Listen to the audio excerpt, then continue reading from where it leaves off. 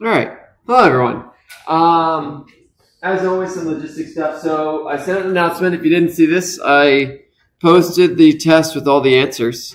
So I did opt to do that. Due to a variety of reasons, whatever. But if you go into there, you can see it. It doesn't have the worked out solutions, but it does have the answers, and that's purposeful.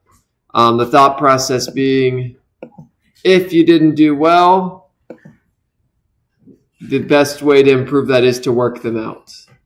Like that's the thought process.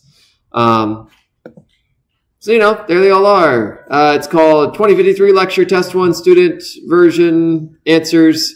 And there's all the answers. Again, it doesn't show you how to do them, but that's one of those things to go through. And if you're like, I feel like I didn't do well.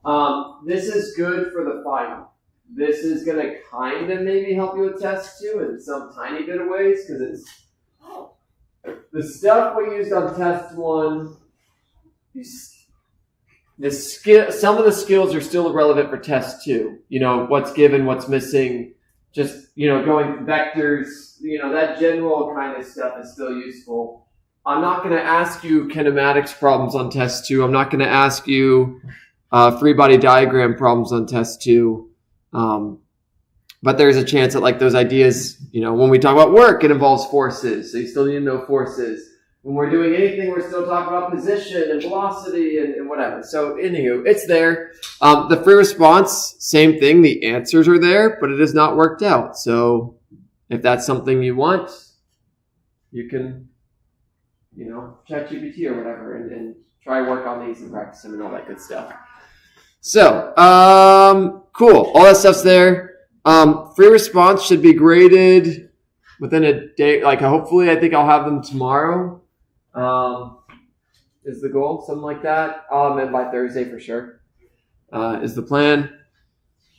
And, yes, I'm going to go ahead and point out the 3 questions that the vast majority of people missed. We'll kind of go through those ones, very quickly. And then, again, you can go through as much or as little as you want. If you want to look at your test, you can come to my office hours, and I'll happily show you your Scantron, and then attest with the version that you have and all that good stuff. The reason I don't just send you all your Scantrons is because you have different versions of the test. And so then I'd have to post all 3 versions, and then that gets all complicated and everything. Plus, there's no easy way for me to actually send everyone their individual Scantron. Anywho, the 3 problems that... let's go through each of those. One is an elevator is traveling with an acceleration of 3 meters per second squared, positive 3 meters per second squared. An elevator with a mass of... No, let's restate this. You are in an elevator traveling with an acceleration of 3 meters per second squared. It was a different number on the test, but it doesn't really matter. If your mass is 70 kilograms, what is the normal force on you? All right, it's been a couple 20 seconds or something. See if y'all can figure out how you'd solve this.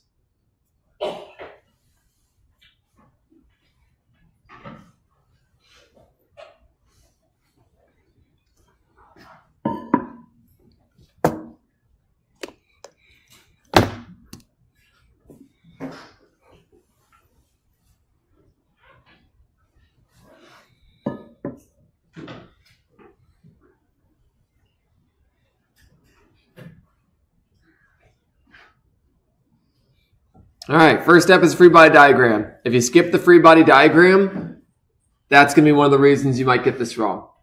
Maybe. So, free body diagram, we draw there. We got gravity going down. We got normal force going up.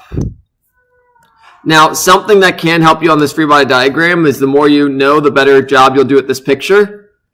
Again, I made the normal force bigger. Why? Because you're accelerating upwards.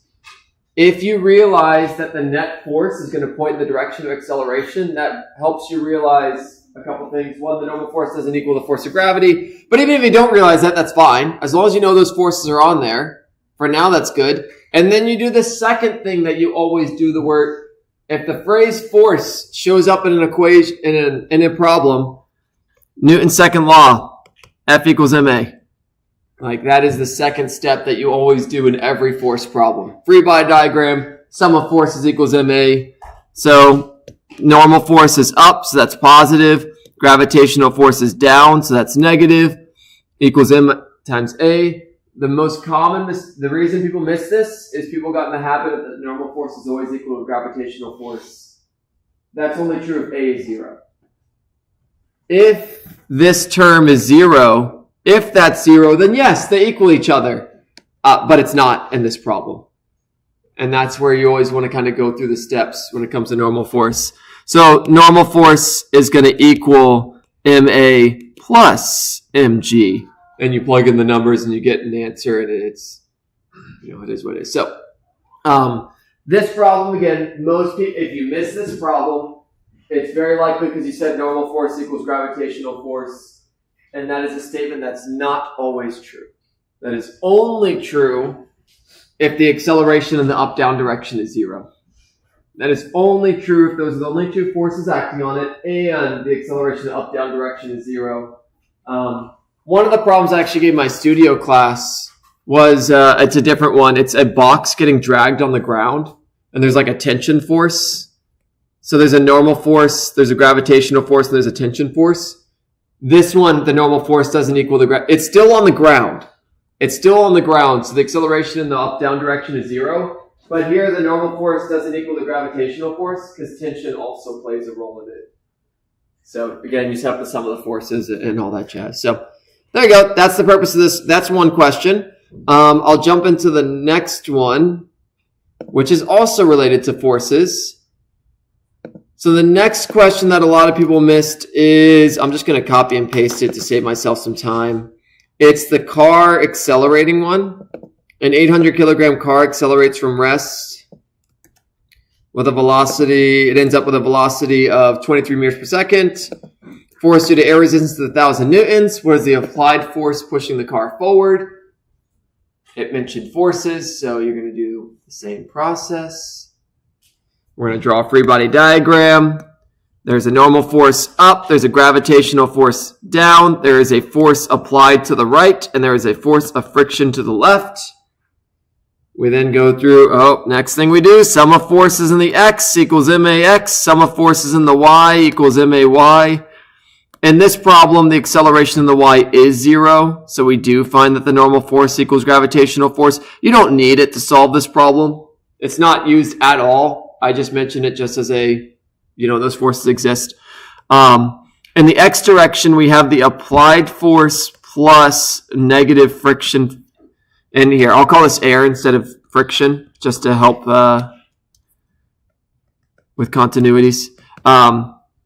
Equals max. And so if I want the applied force, and I'll go ahead and give myself a little bit more space for this. The applied force is going to equal max plus the force of air resistance. A lot of people found the acceleration. So we're going to need to find the acceleration. That is 100% the case. Acceleration is going to be velocity final minus velocity initial divided by time. 23 divided by 10 equals 2.3 meters per second squared. Awesome. A lot of people did that, multiplied it by mass, and said that's the applied force. And the mistake there is m times a is the net force. And it might seem like semantics. Like net force, applied force, those sound the same. They're very different from each other. Net force means the total, all the forces together, everything together. Net force is everything together. That's m times a. The applied force is what's actually pushing the car forwards. And those sound the same, they're different. The net force is the applied force plus the force due to, minus the force due to air resistance. It's the combo of the two.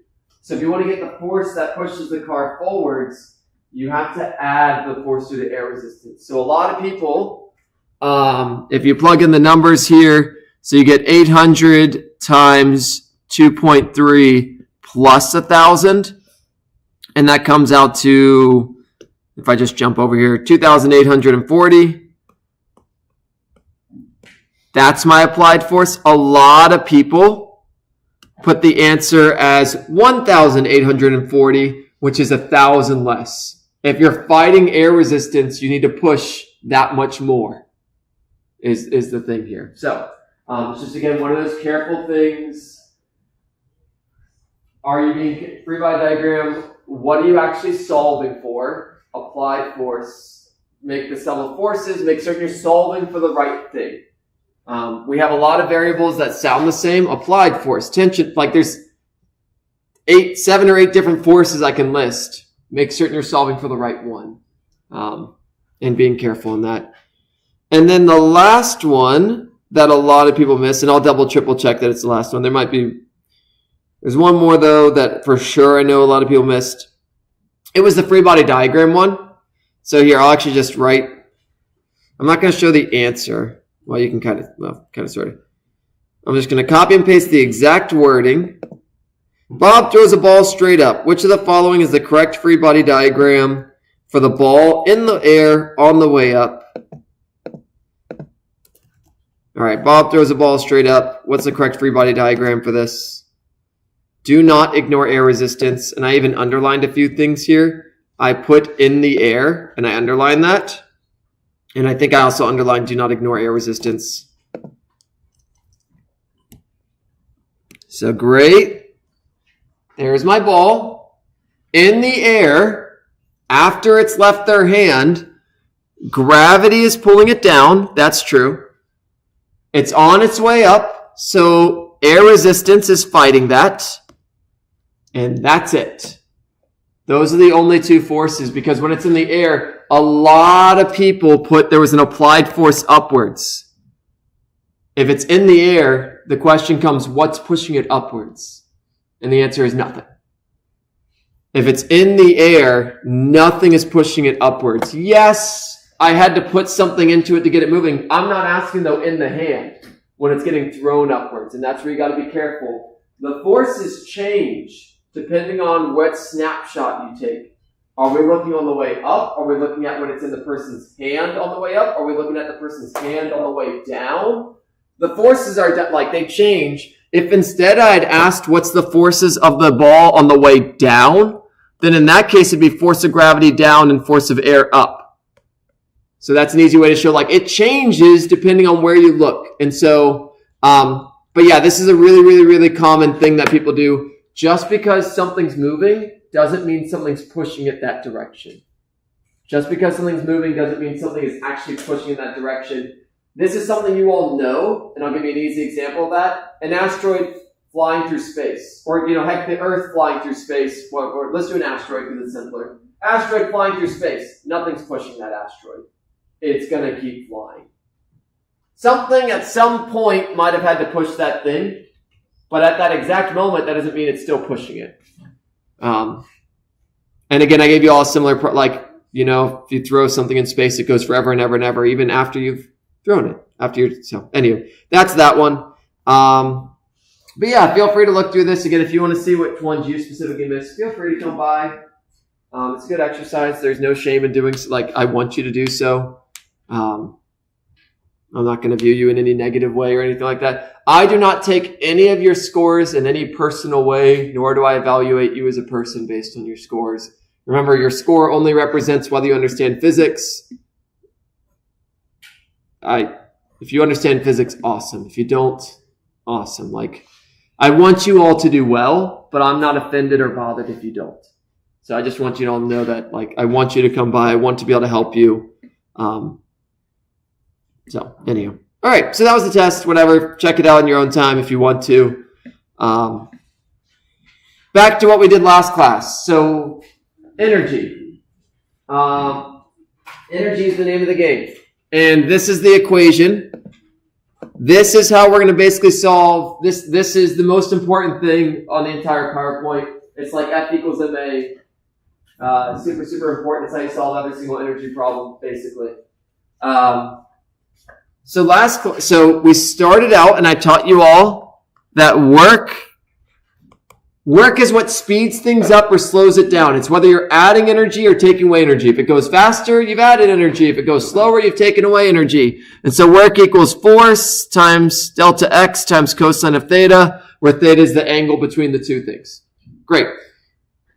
Then there's 3 different energy terms, and I taught you all 2 of them last class. There's kinetic energy. There is potential energy due to gravity. And then today I'm going to show you all the one for springs. So you add up, you go through the checklist. Am I moving to begin with? Am I above or below 0 to begin with? Is there a spring being squished or stretched in the beginning? It's a snapshot.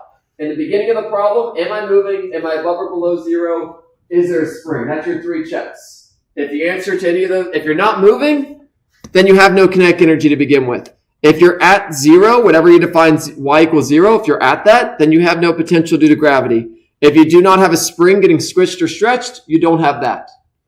So we find that, that's my sum of energies, and then we do the exact same thing at the end.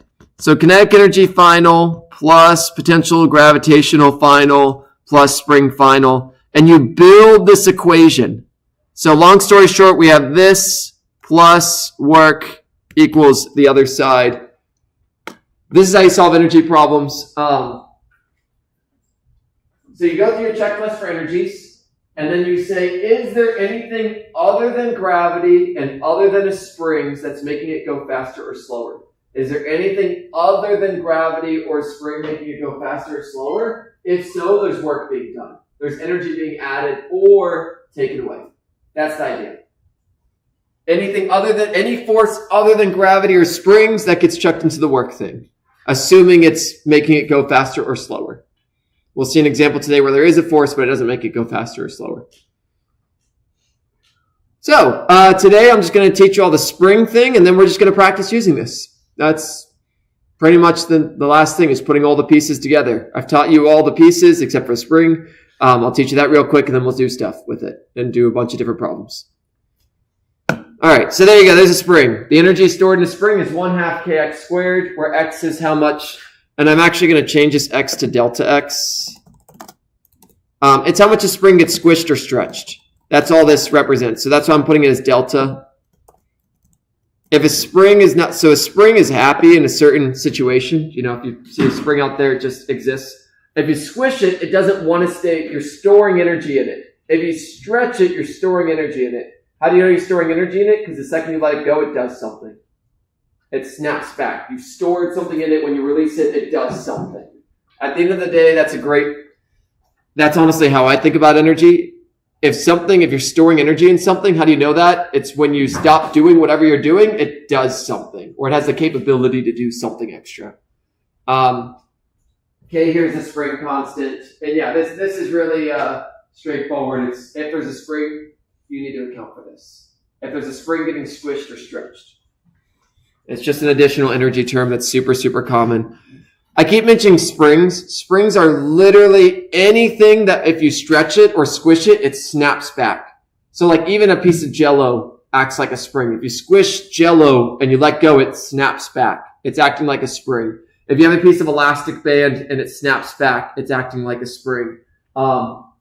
Molecules act like springs. Molecules vibrate and the various atomic bonds actually wiggle around. They're acting like springs. So why are we talking about springs? Because lots of things act like springs. Lots of things, when you stretch them, they snap back.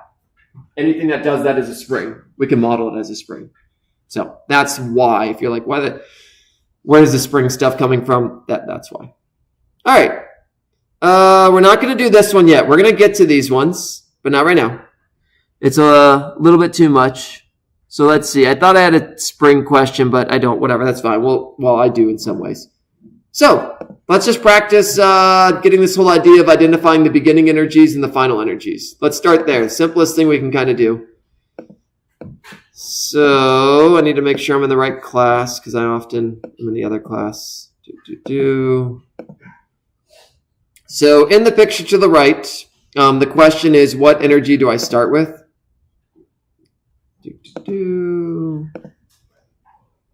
There you go. There's the picture. In the picture to the right, what type of energy does the ball start with? Now, we have to decide anytime you all draw a picture, and you should always draw a picture for energy problems because it makes it so much easier. You draw a picture, and you have to make a judgment. Where do we want y equals 0 to be? The answer to this question is going to depend upon where we decide this. So, I don't really care. Tell me. There's not a wrong or right answer here. Where do you all want y equals 0 to be in this picture? Whoever speaks first, that's what I'm going to go with. When the ball leaves the spring. When the ball leaves the spring. So like right here? Yeah. Great. We're going to make that judgment. This is y equals 0. Everything is measured with respect to that. If you're below that, your y is negative. If you're above that, your y is positive. In the picture on the right, what energy does the ball start with? We're going to say the ball is starting in the picture on the left. And the ball is ending at the picture on the right. That's convention, but just to specify that. Our beginning is going to be this picture here. Our final is going to be this picture here. The next question I'm about to ask you is going to be, at the final, what kind of energies do we have?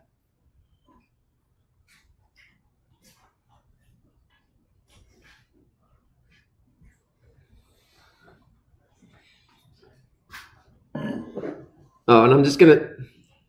Don't pick thermal. I should just even remove this as an option. It's gone. Technically, everything has thermal energy, but we're not worried about it in this class. So pretend like that wasn't even an option.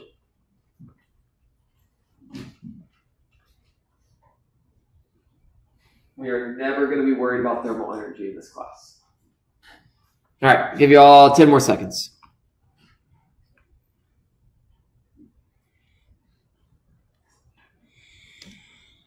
All right, in 5, 4, 3, 2, 1.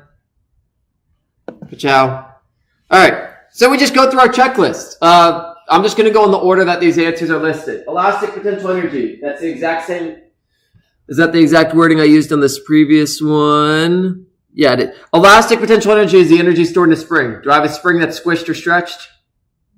Yeah, so there's elastic potential energy. There is a spring that's squished or stretched. Great.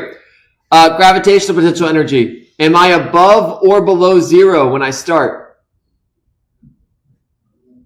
Yeah, I'm below. Look, we define 0 at this dotted line. I am below 0. So there is also gravitational potential energy. It would be a negative value if we actually wrote it based on the variables given here. The gravitational potential energy would be mg negative d. Why negative? Because it says the distance there is d and it's down. So it's negative. Great, I have potential. Am I moving at the beginning? No, there is no kinetic. That's the only wrong answer here. So you picked that, that's all right, but this is a checklist. So if I was setting up my conservation of energy problem, if I was setting it up, I would start with, so remember, it's always this. Sum of energy initial plus work equals sum of energy final. If I was doing this problem, I would say I start with some spring energy, which in this case is going to be d squared. That's how much it gets stretched. Plus, I have some potential. Great. So that's the left side of the equation. Let's keep building it. We're going to say there's no air resistance. So we're going to say the work in this problem is 0.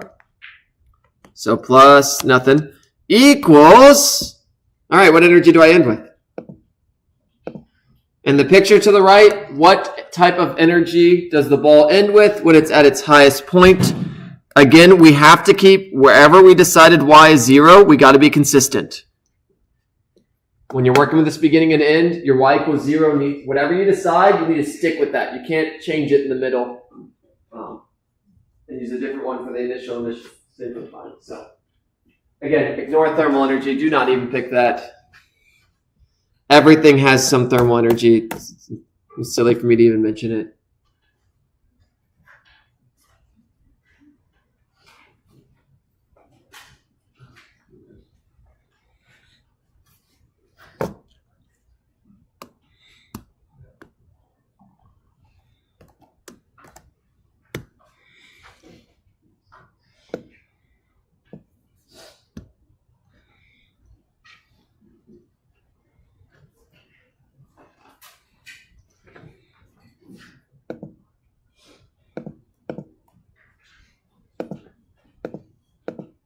Oh, that's annoying.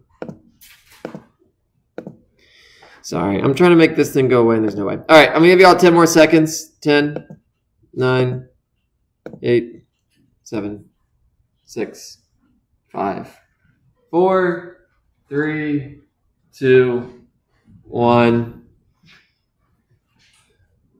Boop. All right, we go through our checklist. At the end, which is this part here on the right, is that spring stretched or squished? No, there's no more energy stored in the spring. It fully bounced back. No more energy stored in the spring. Am I above or below zero? Yep. So there's gravitational potential energy. If I'm at the highest point, am I moving? No. When you toss something upwards at the highest point, its velocity is zero. So that's the answer. So at the end, I only have potential. And ta-da, we built our equation. To write this maybe a little differently, in this problem, we started with some potential. We started with some potential due to a spring as well. There was no work done. And then at the end, we also only had potential. There's no rule. There's not like if you have this problem, you have this type of it. It's just you go through the checklist. Am I moving? Am I above or below zero? Is there spring squished or stretched?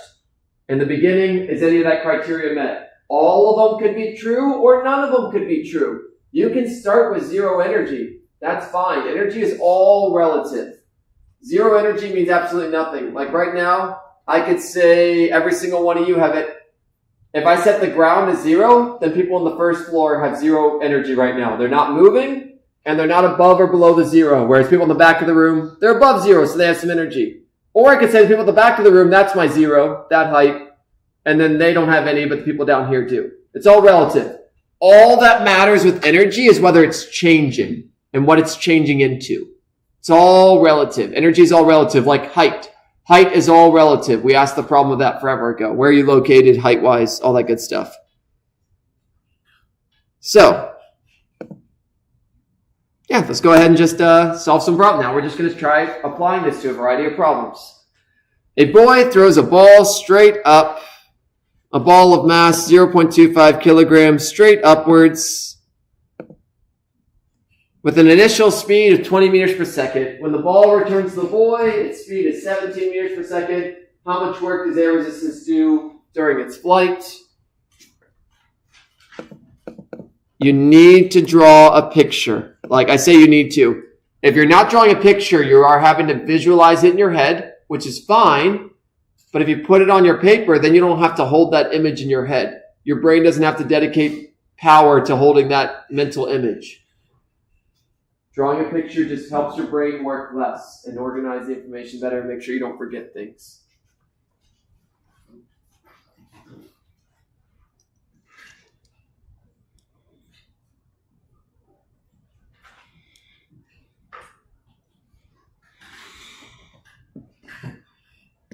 If your picture is bad, if your visualization of the problem is bad, the whole thing will go south. So great. There's the boy. There's the ball. Now, we want to draw the initial. We always pick the initial and final based upon the things that we have and the things we care about. So in this case, we really only know two different points. So that's going to be my beginning and end. So great. There's the ball. In the beginning, is it moving? Does it have any velocity in the beginning? Yep. How fast is it going? 20 meters per second. Now, again, you could say, well, isn't he holding it to begin with and it's not moving? Sure, but we don't care about that spot. Because then he's going to throw it and then it'll go fast. Let's just take the part where it's moving. That's the part that's meaningful. We don't care about the force required to throw it. We don't care about the time it takes to reach that velocity. If we did, then we would worry about those other things. Great, that's my initial. What about my final? Where's my ball going to be located at the end? So it starts in his hand. Where does it end at? In his hand. I'm going to draw it off to the side just for the sake of not running things into each other. Which way is it moving? Yeah. Yep, which way? Now. All right. At this point, you could put the velocity here as negative. If you put it as positive, fun fact, it won't matter because we're going to square the velocity anyway. But it's just a good reminder that it's negative. All right. Now remember with energy, you always need to, and in fact, you've had to kind of do this with kinematics, whether you realize it or not. You all need to define where y equals 0. Where is a convenient place to choose y equals 0? That makes life easy. In the hand is going to be the choice. Now, if you instead decided to make the ground 0, that's fine. The problem is we don't know how high up the ball is, but it works out the same. Just to quickly show you all that. So we are going to choose where it starts to be 0. It just makes our life easier. So this is y equals 0. If instead you all had chosen to make the ground 0, then we would just say, this is some distance d. Oh, I start with some potential energy d, and then I end with some potential energy d. And what if you have the same term on both sides? They just cancel out anyway. So it's all about change. Does my potential energy due to gravity change? No, but again, we're going to just pick the easy one. You're going to get lots of practice with picking this. So, write down our given, 0.25 kilograms. Initial velocity is 17 meters per second. Final velocity, that's wrong. Initial velocity is 20. Final velocity is negative 17. If you really want, you could say your initial y is 0. Your final y is 0. If you really want, you can chuck that in there. Up to you. I tend to not kind of write that because I have it in my picture. Okay. Always the important question. What the heck are we even solving for? We're solving for work. Now, something to always keep in mind is how do you choose the right equation? So when it comes to energy, there's always one equation that you immediately want to jump to. It's the one I've had 5 slides on. But there is 3 equations that have work in it. And just to show you all, if you're like, which one do I choose? I'm going to write all 3 of them, and we're just going to think through whether or not it seems reasonable. The first one is the general work equation. Work times delta x times cosine of theta. The second one is power equals work over time. The third one is that the sum of energy I start with plus work equals the sum of energy I end with. That's literally the only 3 equations that have work in it, so you're going to choose one of them. And you just go through which one makes sense to use. This first one, do you all know the force due to air resistance in this problem? Do you all have any equation that would let you find the force due to air resistance? No, this is a no-go. Do you know how far up and down it's going to go? You technically kind of know it's displaced. Well, it's actually kind of complicated in this case. So, nope, not that one. Do you all know the power or the time? No, so that's probably not a good choice either. Do you all know what energy it starts with and what energy it ends with? If that's not immediately obvious, that's the skill we're going to practice. So, go ahead and think about that for yourself. We're solving for W here. What energy does it start with? What energy does it end with? Reminder to you all, I'm going to write this. I don't know how many times I'm going to write this, but this is my little checklist. Energies I start with: gravitational potential, spring energy initial, kinetic energy initial, plus work equals gravitational final, plus spring final, plus kinetic energy final. We're just looking at the initial. Which of those terms exists in the beginning?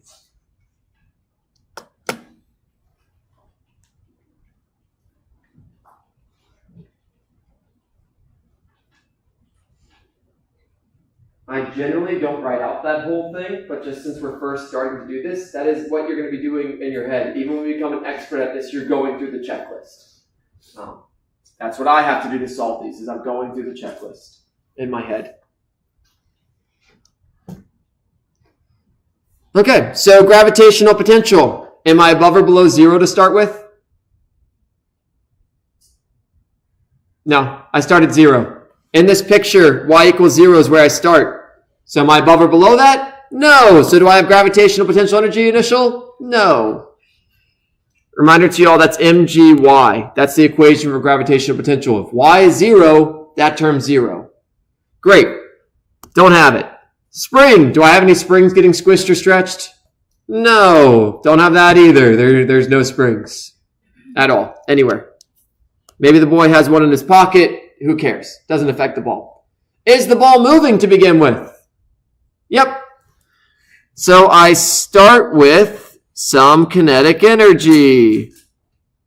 And that's the only energy I start with. So that plus the work, that's what we're solving for, so we can't plug anything there yet, equals what energy do I end with? Go through the checklist. Am I above or below 0?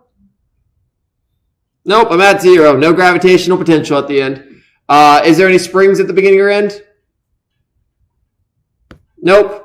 Am I moving at the beginning or end? Or sorry, let me rephrase that. Am I moving at the end? That's the only thing we care about, the end. Yep, we're moving at the end. Every problem, you're building this equation. You're just going through the checklist. What do I start with? What do I end with? And then we can actually put the equations for these. Kinetic energy is 1/2 velocity squared plus work is going to equal 1/2 mv final squared. There is no rule saying how many of these energy terms you have. There's no rule saying you're only going to have 2 to start with and 1 to end with. No. You have to make that decision in every single problem, which is, it's way easier than it may sound like. I don't know. Hopefully it sounds not too bad. You do enough energy problems and they're all basically the same. Like this, it's like force problems. You set them up. There is one way to basically do energy problems, and it's this. So put this here, and just plug in numbers. Step 4, just plug it on in. So work is going to equal, and I'll write that here to save myself a tiny bit of time, 1/2 mv final squared minus 1/2 mv initial squared. I just move things around. So 1/2 times 0.25 times -17 squared. You got to be careful with your initials and your finals that you put them in the right spot. Do note that when you have a squared term like this, you can totally write the -17 in there. I actually kind of recommend just realizing that it's going to get squared and not putting it, because I find people make mistakes where the way they square things, they don't get rid of the negative. Just if you know it's going to go away, just don't even write it. Is a nice kind of, it results in less mistakes, has been my experience. If you know the velocity is going to get squared and the negative is going to disappear, just don't even put it in there. And if you plug all that in, you get the -13.875 joules. And that is the work done by air resistance. I.e., that's how much energy air resistance took. It's negative because I lost energy. It slowed it down. It was going 20, and at the end it was going 17. If there was no air resistance, it should be going 20, but it's not because it lost energy. What did it lose energy to? Literally hitting and moving air molecules. Moving things costs energy. Air molecules, when you have air resistance, you are literally moving them out of the way. That costs energy. Nothing's free in this world. Yeah, and there you go. And now we're just going to do more of these. As I've mentioned in this class, the only way to understand these things is to do practice. And a reminder to you all, even these ones I solved, these are still good for you to go back after the fact and solve. Just because you saw me solve them doesn't mean you understand how to solve them. And that might sound a bit harsh. But again, it's like watching someone drive and saying, that makes sense, I can do that, and then never actually getting in the vehicle and doing it yourself. All right. Do I want to do the... Yeah, sure, let's do this one. This one's got a little interesting thing to it. So a 1 kilogram ball at the end of a 2 meter string swings in a vertical plane. That just means it makes a circle. I'm not doing some like crazy shape with it. It's just making a nice circular path. At the lowest point, the ball is moving with a speed of 10 meters per second. Does the ball have enough energy to make it to the highest point? Is it even possible for it to go all the way to the top? And then the second question is, what is the speed at the top? So, I mean, you can see here the answer is yes, it makes it to the top. But we actually need to prove that. That's not a guarantee. Just because I swing something doesn't mean it makes it all the way to the top. I have to put enough energy in to make that happen. And part C, pretend like it doesn't exist because I haven't taught you enough to do it yet. I haven't taught you all about centripetal force yet. So we'll do that at the end of the semester after test 2. So, draw a picture. If your picture is bad, then solving this will be bad.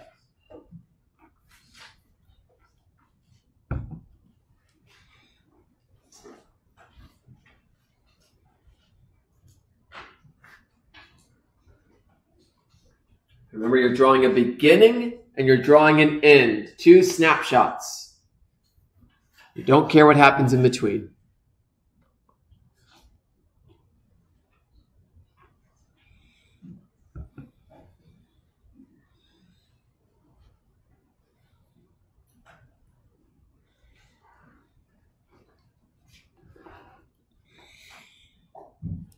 And we pick our beginning and an end based on what we know and based on what we want to find. That's how we make our criteria. So we know where it's located and how fast it's going at the bottom. So we're going to want to use that. That's useful. Like we know a lot about it at the bottom. It's moving at the bottom, and if you've ever swung something at the bottom, it's going to be moving to the right because, if you just imagine something swinging in a circle at the lowest point, that's the direction it's going to be moving. Then the question is, does it have enough energy to reach the top? So, at some point, let's just draw what the top even looks like. The top is up there. And something I can add to the picture, and if you don't add it, it might be tricky to see this. How long is this string? 2 meters. So it's 2 meters there and it's 2 meters there. If you don't add that to your picture, it might be tricky to realize how high up it's actually going to go. All right. Judgment. Are we going to make a decision? Where's y going to equal 0? You always need to make this decision. It doesn't matter what you pick, but you got to pick it. You all tell me, where do you want y equals 0 to be? At the bottom, sure. It's generally, if possible, it's a good idea. I say if possible. Putting stuff at either the beginning or the end as y equals 0 is nice because that makes the gravitational go to 0 either at the beginning or the end. It makes the math a little bit easier. If you all put the potential, if you put y equals 0 here, then I'm going to have gravitational potential at the beginning and end. That's fine. It just means extra plugging in numbers. If you make the initial 0, then when we make our judgment call about do I start with potential? No, and it's one less term I have to write down. All right. So what do we have? We have the mass, 1 kilogram. We have its initial velocities, 10 meters per second.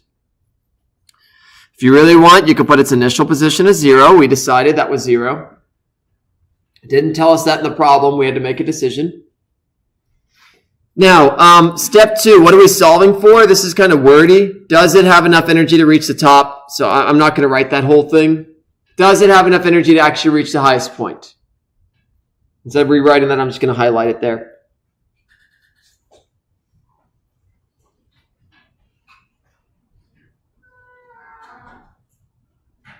So I'm going to let you all think a little bit on how you would solve this. Given what you have, given that we're working with energy, how could you solve this? What would your thought process be? Think about it for a little bit, and then I'll tell you what my thought process is.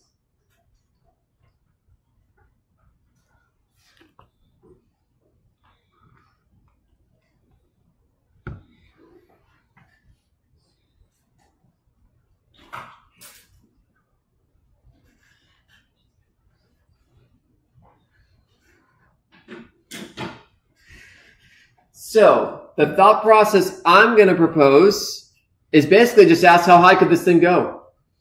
If I throw something 10 meters per second, how high could it go? What's the maximum possible height it could reach? If it's bigger than 4, it can definitely make it 4. If you're wondering where the heck my 4 is coming from, its final height needs to be 4 to make it to the highest point.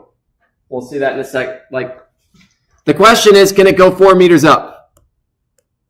If it's 2 meter string and then another 2 meter string, that's 4 meters total.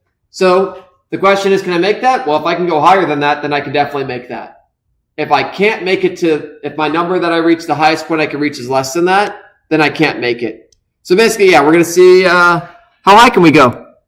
How high can we go? And we're going to do that by the same, energy. Energy initial plus work equals energy final. Sum of energy final. We go through our checklist. What energies do I start with? In the beginning, am I above or below 0? I'm at 0. No gravitational potential to begin with. In the beginning, am I moving? Yep, I've got kinetic. MV initial squared. Is there any springs? No springs. So no energy to do that. Is there any forces making it go faster or slower that are not gravity, that are not springs? Anything making it go faster or slower? There is a force in this problem, and this is the one where I mentioned there is a force of tension here. But here's where I want to, and this is a really good point to make here. There is a force of tension. But let's remember our work equation. Remember that the work equation, so say I want to find the work due to tension. That's going to be the force due to tension times however far it's going times cosine of theta. Theta is the angle between the force and the direction you're going. In this case, on the bottom, the force is up and you're moving to the right. So what's the angle between those? The angle is going to be 90, which makes the work due to it 0. This string is not making it go faster or slower. It's just keeping it in a circle. This is just a good example of that. That just because there is a force doesn't mean it's making it go faster or slower. Anyway, great. So no work done in this problem. Okay, if we threw something upwards to the highest point, so we start with kinetic. If I threw something to the highest point, what's its velocity? 0. So we're going to say at the highest point, its velocity is 0. Is my thing above? So there's no kinetic. Is it above or below 0? Yep. So there is an mgy final. Is there any springs? No. So for part A, we're just going to then plug this in. Mass does cancel here. It doesn't always cancel, but it does. I'm going to leave it there for now just to not confuse people. So 1/2 times 1 times 10 squared equals 1 times 9.8 times y final. If you're like, isn't y final 4? Remember, we're trying to figure out how high it could go. If it was allowed to fly to its highest streams, how high would it go? So 50 equals 9.8 y final. Y final. If it was allowed to achieve its streams, it's something like 5.1 meters. So the question is that bigger than 4? Yeah. So we can definitely make it to 4. That's the whole point of this. You're like, why are we doing this whole exercise? Just because something's swinging on a string doesn't mean it's going to make it to the highest point.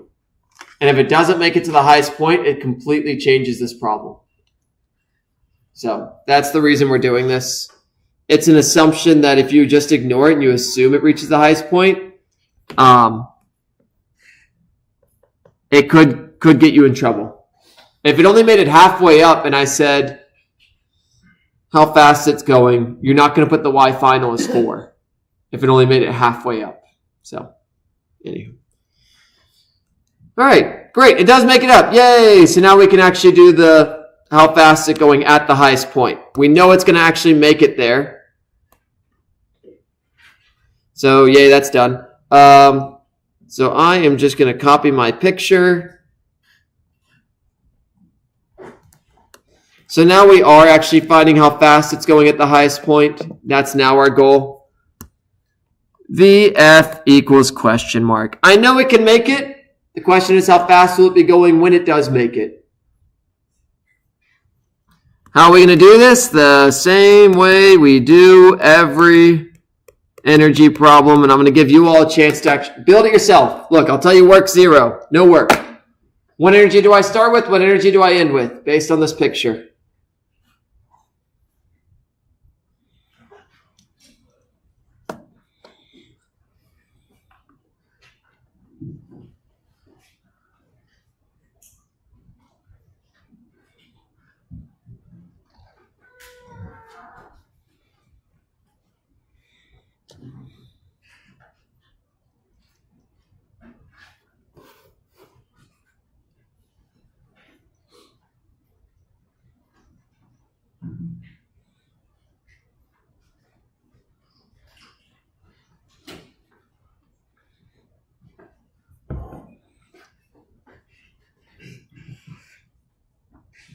All right, we just go through the checklist. Is it moving at the beginning?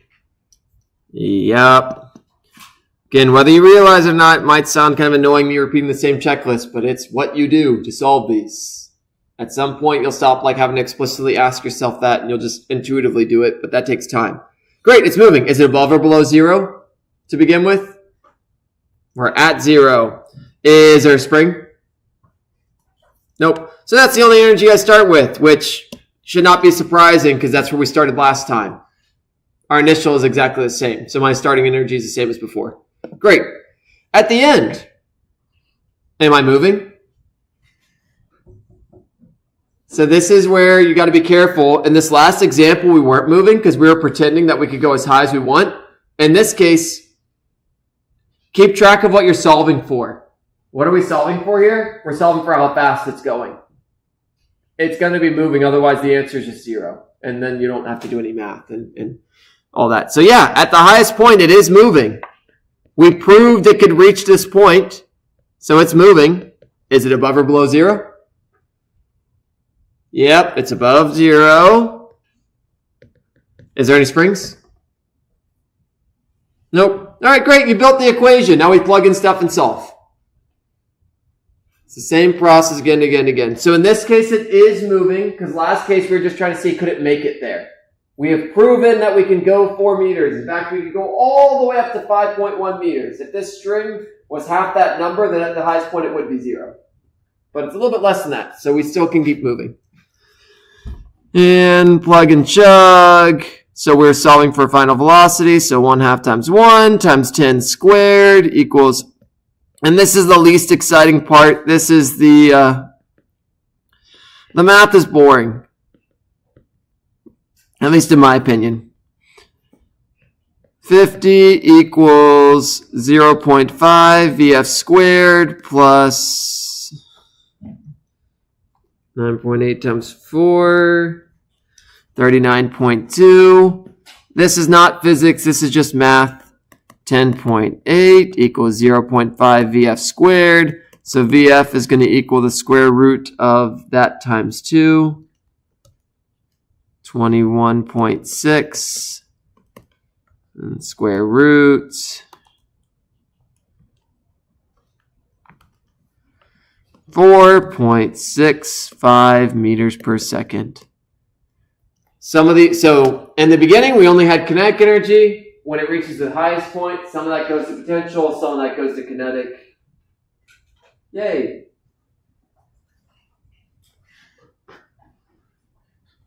And so the benefit of energy, you all couldn't be, this is not a problem you could solve with kinetics, with kinematics. Like if you all wanted to solve this with kinematics, I don't even know. As the string goes on, it's going to make the y component of this velocity increase, but the x component will decrease, and that's going to be a dynamic thing that's going to change. And my goodness, this is like impossible to do with kinematics. But it's really, really easy to do with energy. Like if this looks bad, this math is really straightforward. Like ultimately plugging this in is pretty straightforward. The only challenge is building the equation. And even that, at some point, if you do enough of these, it will click. And then energy is a very straightforward and simple checklist. How do you get to that point? You just solve enough problems. There is no shortcuts. If you come to office, like if you come and work with someone, that's where someone can kind of help ask you the right questions and make your learning a bit more efficient, stuff like that. But at the end of the day, you have to just practice. So, okay. Now there's 2 more problems here. I'm actually going to jump back and do a couple clicker questions that I kind of skipped before, because these questions, they are using conservation of energy, but they're testing a skill. And that skill is, do you realize, can you kind of build equations based on constraints, which sounds fancy. Let's just go through this and I'll point it out as we do it. If an object is dropped from a height of 10 meters, at what height is the kinetic energy twice as large as the potential energy? At what height? So I'm going to kind of start you all off on this one. There's 2 of these. So I'm going to start you all off on this one. Like I'm going to help you all out a little bit. Pro tip, first step, how are you going to start this problem? Sum of energy initial plus work equals sum of energy final. In this problem, there is no air resistance. There is no friction. There is no other forces than gravity. So I'm going to straight up tell you in this problem, there's no work. Go ahead and decide what energy do I start with, what energy do I end with. I just want you all to build that first. What energy do I start with, what energy do I end with?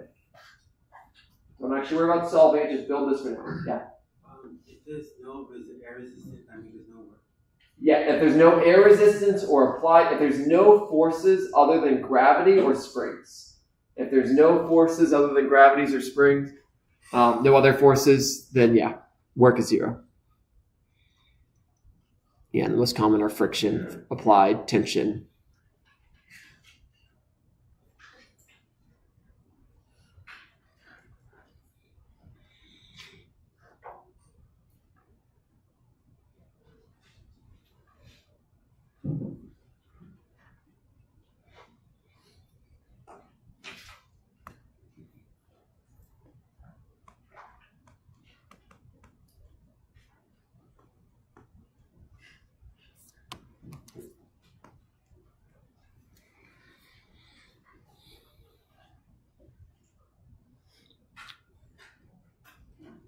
So there's my pretty picture. It's not to scale. It's not to scale because I actually don't remember I haven't even looked at the answers to remember exactly what it is. Now that I think about it, I remember what the answer is, but it's not to scale. But this picture helps us understand what's going on. It says a ball is dropped from a height of 10 meters. That's my start. That one should be easy to draw. A ball is up 10 meters above the ground. If ever I give you a height with respect to the ground, go ahead and make the ground 0. That's just a good rule of thumb. If I ever give you a height of something, I'm kind of referencing something already. All right, then it says, at what height is the kinetic energy twice as large as the potential energy at that same height? So it's saying at what point, some magical spot, the kinetic energy at that spot is twice as big as the potential energy at that spot. By extension, that means neither of those can be 0. If one of those is 0, then the other one would be like,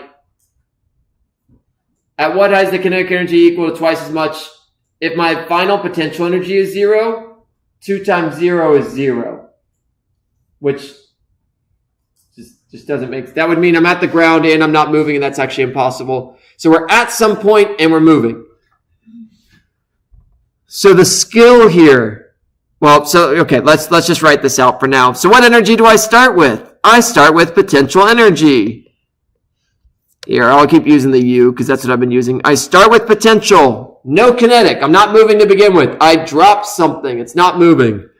And then at the end, I have potential and I have kinetic. Because it's moving and it's above ground.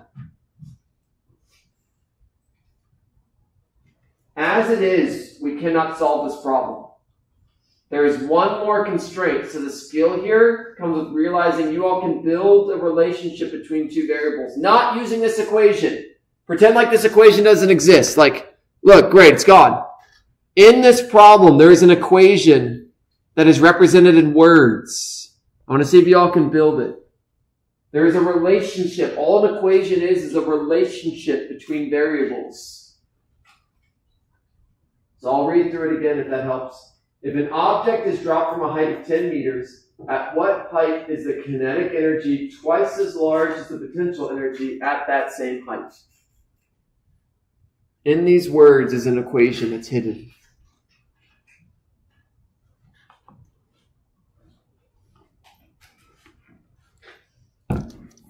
The equation is that the kinetic energy at some place, at some final location, is twice the potential energy at that same location. That is not an equation from the formula sheet. That is not an equation you'll find anywhere. It comes from, this is like the Pablo and Jacob situation. At what time is their positions the same? That was an equation you made. Their final position of person 1 equals the final position of person 2. On this last test, I gave a variation of that problem where instead I said at what time or something, are their velocities the same? And that was a constraint. We're solving for something at a specific point. This is our constraint. This is an equation. It's not in the formula sheet. It comes from the problem. At what height does this happen? And what we can now do is we can take this and we can swap it in here. You can swap the kinetic energy out because we don't know how fast we're going. We're solving for height. So let's get everything in terms of height. So the potential energy initial equals the potential energy final plus 2 times the potential energy final. That just came from the constraint that we introduced. So then if we just simplify this a little bit, potential energy initial equals 3, because 1 plus 2 is 3. And then we can put our equations in here. mg initial equals 3 times mgy final. And what's really nice at this point is mass goes away, gravity goes away. And the final results is that my initial is going to equal 3 times my y final. So my y final is going to be my initial divided by 3. I have the utmost confidence in your ability to get the right answer at this point. All the work's kind of done.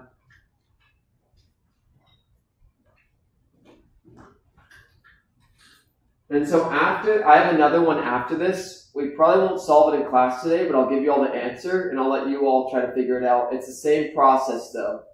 Build your conservation of energy problem, realize the constraint, use that to actually use those two equations together.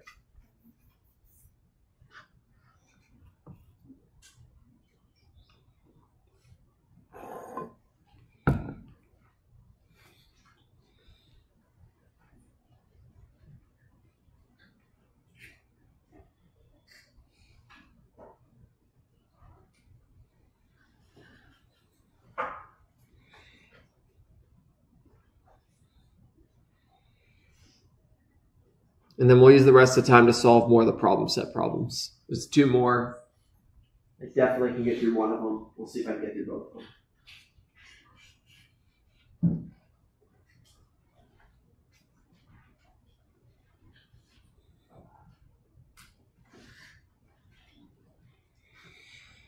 All right, I'll leave it open for like 10 more seconds.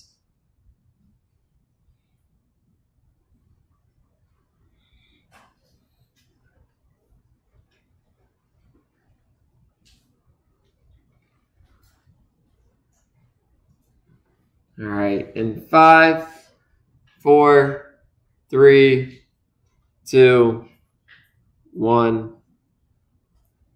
Boop. All right, I mean, at this point, again, I kind of did all the things for you. It's just 10 divided, just plug in the 10, and it's 3.33. What's my initial position? It's 10, because that's where I started. And you divide that by 3. So, there you go. All right. This next one, I'm going to just tell you the answer. So I'll show you the problem, tell you the answer. It's a good one for you to practice on your own. If an object is dropped from a height of 10 meters, when is the final kinetic energy equal to the final potential energy? When the final kinetic energy equals the final potential energy, how fast are you going? So instead of asking for height, I'm asking for how fast. You cannot do this in your head. It requires math. There's no shortcuts to it. You just got to kind of go through it like the last problem. The answer ends up being 9.9. How do I know that? Because I solved it this morning, not because I just did it in my head right now. There's no tricks to getting this answer quickly. You just got to go through the math. You got to set it up like last time in practice. And so this is a good practice problem of like building that and also realizing there's constraints. In this case, the constraint is when the final kinetic equals the final potential. Write that out, use it just like the last one. Yay. All right. Another one. Again, it's just keep going through them. Each one's introducing. We did a problem that had only one type of energy in work. We did a problem that had no work and different types of energy. This problem's going to have different types of energy. Not really. Okay, this problem's going to have work, and we're actually going to find the force from it. That's the one that this is building on. So, a small block of mass, 200 grams, starts at rest at A. It slides to B, where its speed is 8 meters per second. Then it slides along the horizontal surface a distance of 10 meters before coming to rest at C. what is the work of friction along the curved surface? And then part B, what is the coefficient of kinetic friction along the horizontal surface?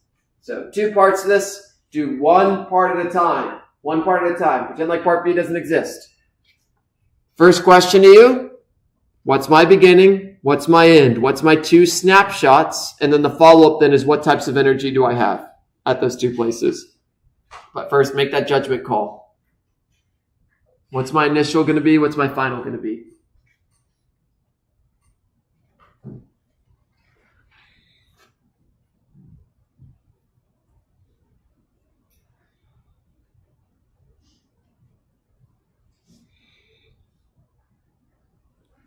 So the key to determining this is realizing what you're solving for. It says, what is the work done along the curved surface? So if I care about this curved surface, I want to know what happens at the beginning, and I want to know what happens at the end, because I'm figuring out how much energy lost between those 2 things. So if we're looking at the energy lost between these 2 along this path, my initial is going to be up here, and my final will be at the end. And if I subtract the energies from each other, that'll tell me how much energy was lost between those 2 points. It does not matter that this was curved at all. This problem could have had a crazy bumpy thing like this. The path doesn't matter when we're solving this, because we're just asking for the work done. If I said what's the force, then it's more complicated. So, same old, write the mass, 0.2 kilograms. I'm not going to even, at the velocity at B, the final velocity is 8 meters. That one's written in the problem. And I'm not going to put any more, because I want you all to think about it a little bit more. So as we go through it, we'll figure it out. Works due to friction. Again, there is only 3 equations with the work due to friction. One is F times delta X times cosine theta. That would be very unpleasant to solve, because the force would vary based upon where you're located, because the normal force would vary, and that would be awful. Very unpleasant. You could technically do it. Like, it is possible. Probably, it may or may not require calculus. I'd have to think about it more. Not fun. Not going to do that. Power. You could do power if you actually had it. You don't. Nor do you have the time. So we're not going to use that. What's left over? The energy equation. Sum of energy initial equal plus work equals sum of energy final. What energies do we start with? In the beginning, am I moving? Nope, it's at rest. So no kinetic energy to begin with. Where's our 0? We've got to decide that. Where would you all like 0, y equals 0 to be on this picture? There's no wrong answers. At the ground, great. It's pretty standard. You could choose somewhere else and it would be perfectly fine, as long as you measured everything with respect to that 0. Totally works. Great. Y equals 0 is at the ground. All right. Are we above 0? We are. And now that we've made that decision of what y equals 0, so I'm going to start chucking these terms over here. My initial velocity is 0. My initial position is 4. Great. Any springs? No springs. All right, great. Energy's covered. Is there anything doing work? Is there anything speeding it up or slowing it down that's not gravity and that's not a spring? Yeah, what's slowing it down? Work due to friction. Look, if you make the work 0, then you can't solve the problem, because that's the whole point of the problem, is to find the work due to friction. Pro tip, if you're solving for work, there's probably work. There is going to be work. Great, we're at the end. Am I moving? Am I moving at point B? At B, my velocity is 8. So, yep, I'm moving at the end. Am I above 0 or below 0? Nope. Am I squishing or stretching a spring? Nope. Ta-da! We built the equation. Once you build the equation, the rest is really easy. So that's the skill, is building this equation. Once you all develop that skill, this is very, very, these problems are very straightforward. but you just have to develop that skill. And I say just have to develop that skill. You have to practice to do that. At some point, it will click and it will be, oh, this is not bad. That's the dream, right? But yeah, conservation of energy is a classic. You plug all that in and you get something. I think it's 1.44 or something. I don't know. Again, I'm not going to do it in my head. Yay, it is 1.44 and it's negative. Makes sense. If you ever get that friction is doing positive work, you did it wrong. That's always a check. Yeah. Why do you use oh, never mind. Right. No, it's probably a good question. Like, where did things go? Yeah. All right. Great. That's part A. Part A, we just found the work done along that path, i.e. we found how much energy was lost due to friction on that curved path. Did it matter that that path was curved? Nope. Never came into the problem. The power of energy. We don't care about that when we're just finding energy. It's great. It's so nice. All right. Part B, what is the coefficient of kinetic friction along the horizontal surface? So I'm going to copy all this over. Well, I say copy it all over. I'm actually barely going to copy much of anything. I'm only going to copy the picture. Oop, there we go. I'm going to copy the picture. We're still going to keep y equals 0 here just for continuity's sake, and it does make things easier. All right, we're solving for the coefficient of kinetic friction where? Where on my picture? Between what 2 points? B and C. So that's the points you care about. So where's my initial going to be? At B. What's my final going to be? At C. We change our initial and final to find new and exciting things. All right, at point B, it's moving. At point C, is it moving? That's when it comes to energy, you basically need to make a decision. Is it moving? Is it above or below 0? So that's whenever you're drawing your picture, that's the kind of questions you want to ask yourself. Is it moving? It comes to rest. So no, it's not moving. Velocity final is 0. Now, it is asking for the coefficient of friction. I'll give you all 10 seconds. Don't shout it out. Think about it. Do you remember what the symbol is for the coefficient of friction? Again, don't shout it out. Give yourself 10 seconds or so. Because if you don't remember the symbol, you probably won't be able to solve this problem because you won't know what equation to use and yada, yada, yada, yada.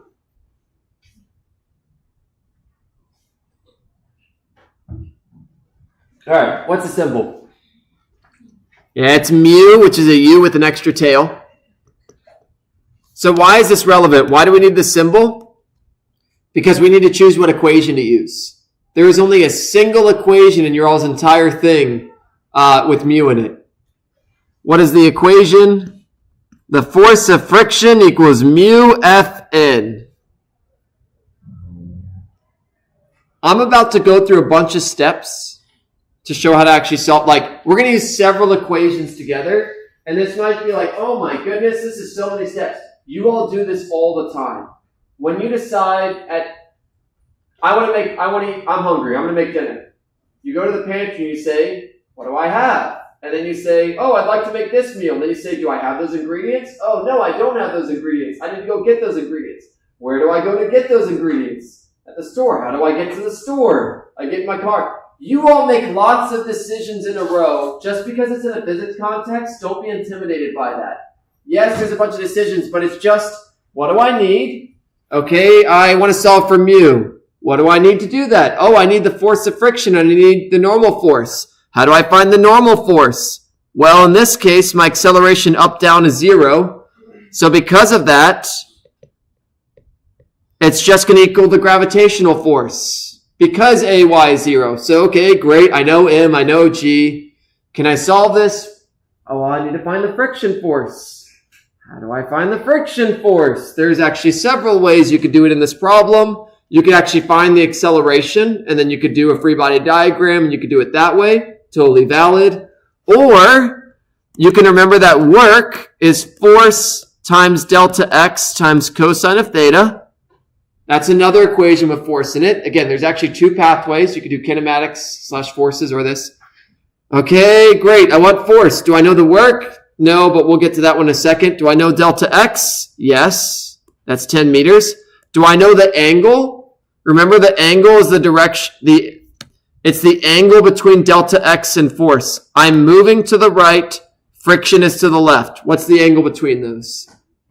It's 180. Pro tip, friction's always going to be negative. Like, it's always going to be 180 when it comes to friction. Always. Great. I want friction, but I need work. How do I get work? Sum of energy initials plus work. Remember, it always comes back to this equation. What energies do I start with? What energies do I end with? That'll let me get the work. If I get the work, then I get the force. If I get the force, then I can get mu.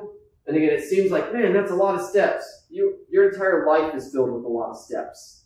You're just used to doing it. If you do enough of these problems, physics will get to the same point. It just takes practice, like anything in your life. Riding a bike is a whole bunch of steps that if you know how to ride a bike, you don't have to think about too much anymore. But you had to practice. Learning's hard. But at some point, you learn, and then it's easy. So we start with kinetic. We're at the ground, so our potential is 0. There's no spring, so that's 0. There is work being done by friction. At the end, let's go through the checklist. Am I moving at the end? No. Am I above ground am I above or below 0 at the end? No, I'm at 0. Is there any springs at the end? No. So the energy at the end is 0. You'll be like, what? That's so weird. But just look at what this means. I started with some energy and friction took it away, and I end with nothing. That's it. It matches what you'd expect when you think about that. Yeah. The subscript on the F is supposed to be. Yes, it should be. Thank you. That should be initial. 100%. So, yeah, so we can find the work. It's going to be negative 1/2 times my mass, which is 0.2. Just to remind you all, mass is 0.2 in this problem. 0.2 times 8 squared, which equals, I don't know, something. It's negative. Why? Because you're losing energy.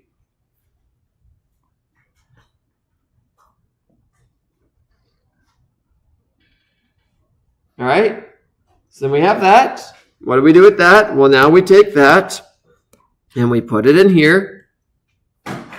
So then negative 6.4 equals the force that I actually want to find times my delta x, which is 10, times the negative 1. The negatives cancel, which will let us get the force.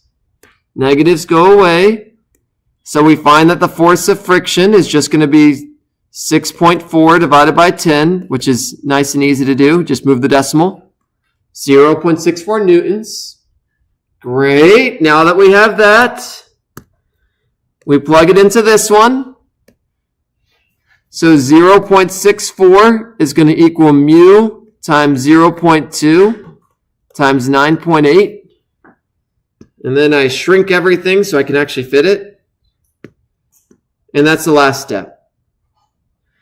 So this problem's nice because it does bring in some force stuff. That's why I mentioned you all, the stuff that you used on test 1, some of it totally is still used. We still care about forces. Like, that hasn't gone away. That goes away.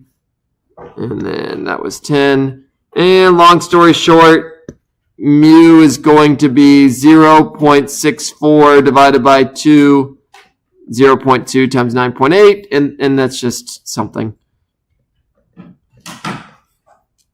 Divided by 0.2 times 9.8. That is funky. Oh, I plugged it in wrong. 0. Your mu should never be bigger than 1. That's usually an indication that mu is wrong. And it's got no units because all the units cancel out. So there you go. The last problem I didn't have time, but I'll post the worked out solutions to that one because I did it in my studio class, so it's easy enough for me to do. energy initial plus work equals energy final. Like that, it's just that again and again. And work equals force times distance times cosine theta. Those are the two things that you really need to know. Practice, you'll get it. At some point, it'll click, and energy's great. It's so useful. Thursday, we'll start momentum. Yay! Momentum's more the same in some ways. See y'all then.